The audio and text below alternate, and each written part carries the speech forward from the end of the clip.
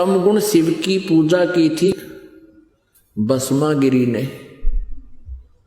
भगवान शिव जी के महल के सामने, गेट के सामने, सिर आसन पर, ऊपर ने पैर नीचे को सिर करके 12 वर्ष खड़ा रहा उल्टा।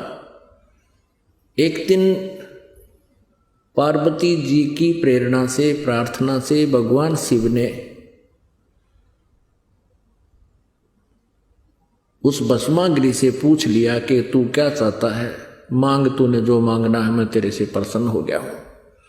अब भस्मागिरी ने कहा कि भगवान आप वचनबद्ध हो जाओ तब मांगू। भगवान शिव जी ने सोचा भी तपस्वी आदमी है, के मांगेगा, एक सिद्धि मांग लेगा, दे दूंगा। भगवान शिव जी ने कहा ठीक है भाई मांग ले, मैं वचनबद्ध हो गया। तभी उसने वो साधना त्याग दी, खड़ा हो गया और कहा कि आप अपना भस्म कंडा दे दो। भगवान शिव जी के हाथ में एक कड़ा था, उसमें ऐसा सिद्धि युक्त कर रखा था भगवान शिव जी ने कि जिसके भी सिर के ऊपर वो ऐसे करके भस्म कह दे वो जल जाता था, नष्ट हो जाता था, भस्म हो जाता था। इस बात का ज्ञान था भस्मागिरी ने।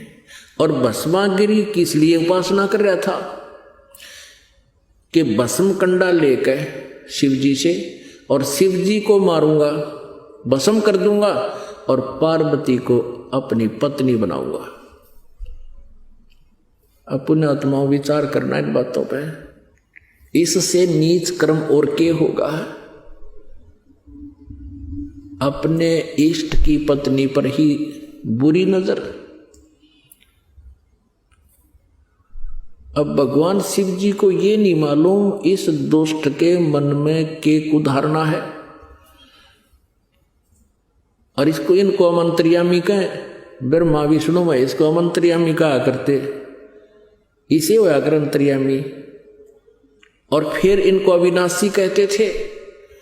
अब ज्यों ही भगवान शिव ने कड़ा उसको दे दिया और कहने लगा भस्मागिरी के होले शिव जी होशियार, तुझे मारूंगा, पार्वती को पत्नी बनाऊंगा।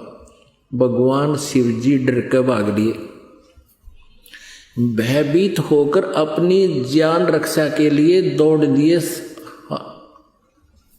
स्पीड खींच दी। आगे आगे भगवान और पाछे पाछे पुजारी जग खाट ठानते। अब ये जो अविनाशी होते, इन भागण की आवश्यकता थी? अभी तक इनके विषय में जो ज्ञान इन नकली गुरुओं ने दिया वो कति अज्ञान भर रखा हमारे अंदर। इनकी जीवनी में लिखा दास तो पढ़कर सुना रहा आपको। फिर भगवान ने पार्वती रूप बनाया, भस्मागिरी के सामने खड़े हो गए। भस्मागिरी से बोले कि रुक जाओ, अब शिव जी तो तेरे पास आएगा नहीं, उसको तो इतना भय है कि जब तक तेरे पास खड़ा है वो निकट नहीं आएगा। अब भस्मागिरी का तो उद्देश्य यही था कि पार्वती मिले मुझे। आगे आपको इस कथा का पता ही है कि भगवान ने फिर उसको गंडहत नाच नचा के और उसी कड़े से उसका हाथ ऊपर ले आकर के ऐसे नाच इस हाथ को ऊपर कर, इसको नीचे कर। जब वो कड़े वाला हाथ उसके ही सिर पर पहुंच गया तब कह दिया भस्म। वो भस्मागिरी मर गया। उसके बाद वो भस्मा असुर कहलाया।